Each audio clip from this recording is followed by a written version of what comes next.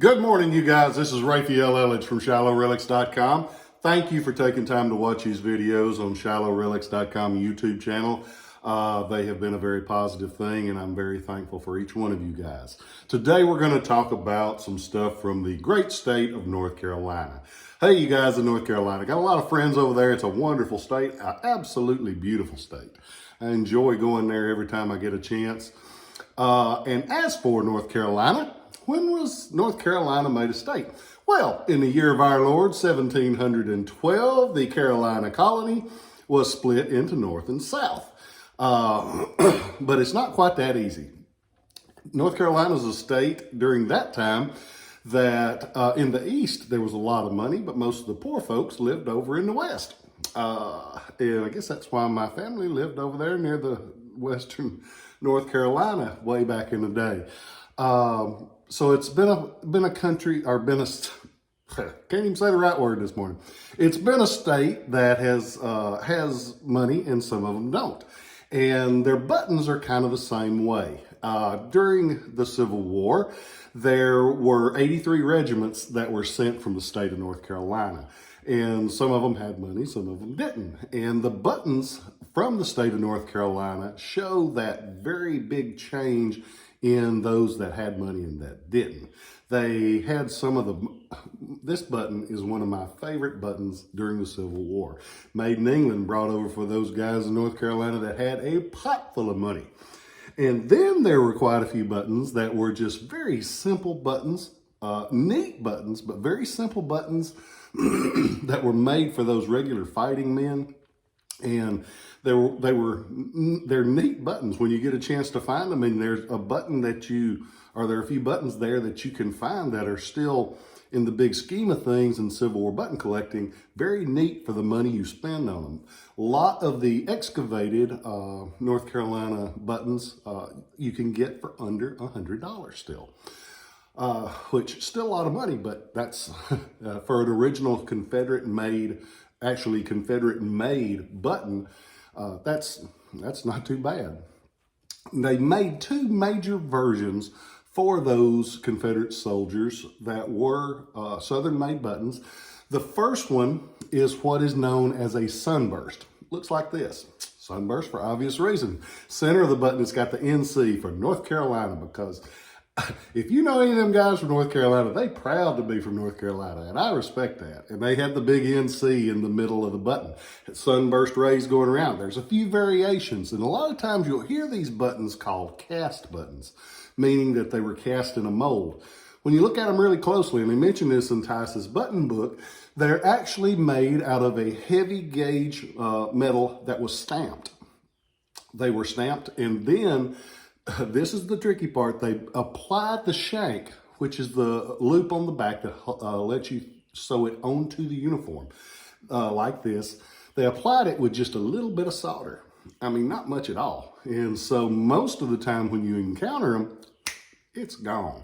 So when you see a dug one of these buttons, meaning it came out of a campsite or a battle site, most of the time that shank is missing. So when you see one that still has that original shank, that's a bonus. It's also going to cost you a lot more money, because I heard one guy once say one time, and I guess it's about right, about one out of 100 will still have that original shank intact.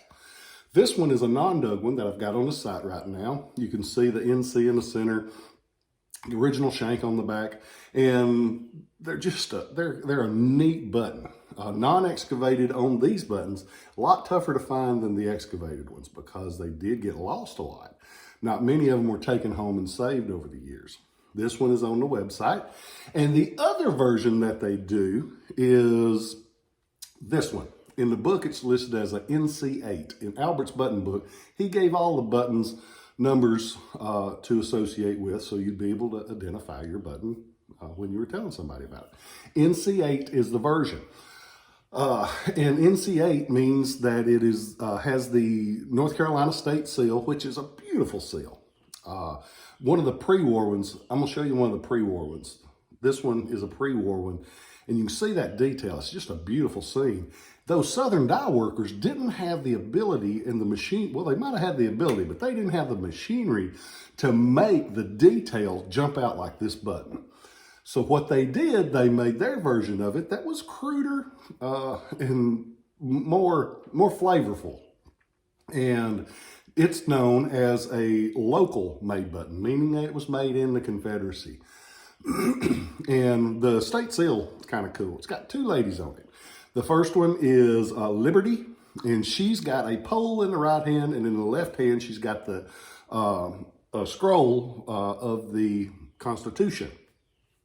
The other lady on there is the goddess Plenty, and Plenty has the cornucopia. You know what that is, I ain't got to tell you. But it's got those two ladies on it, and you can see this Confederate maker making that die, and across the top of the button it'll say North Carolina.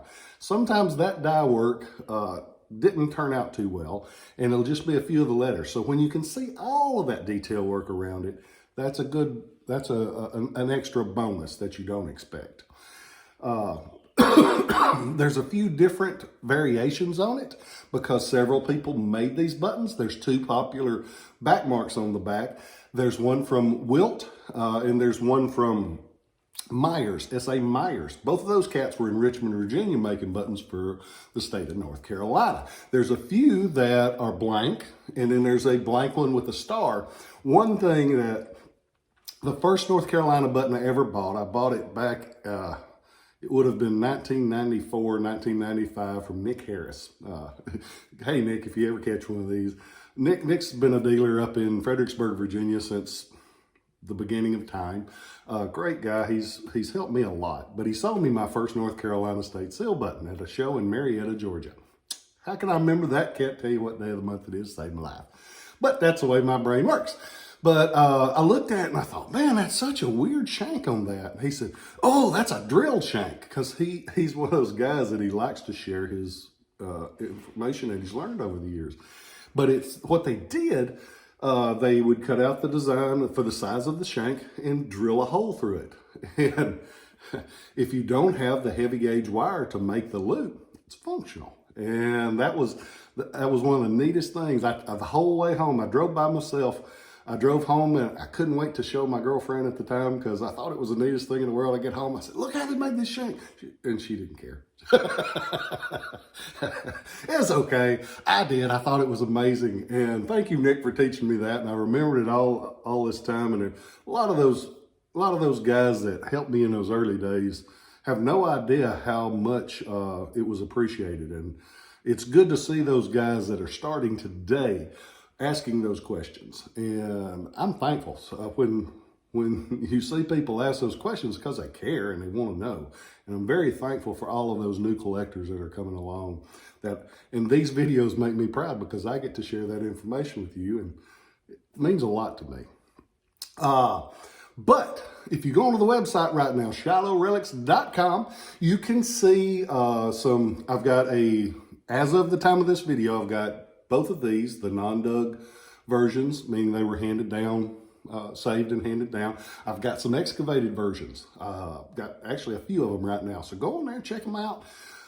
If I can help, I'll be glad to. I hope you guys are doing well. And I was mentioning about Nick, and there's one thing about it, a lot of the collectors in this business are getting on up in years. I've got a dear friend up in Virginia that is struggling with cancer right now. I talked to him the other day, and man, it's hard to see somebody that you really care about suffering. When you remember in your mind those young guys, he was bouncing and he would just take it on the world. And so the reason I say that, if you've got some of those friends, whether they're in the relic business or not, check on them, be sure they're all right, because everybody could use a little hi, how are you every once in a while. I hope you guys are doing well. I'm so thankful for my life, my family, my friends, and for you guys. Thank you for letting me do what I do, and I'll catch you next time.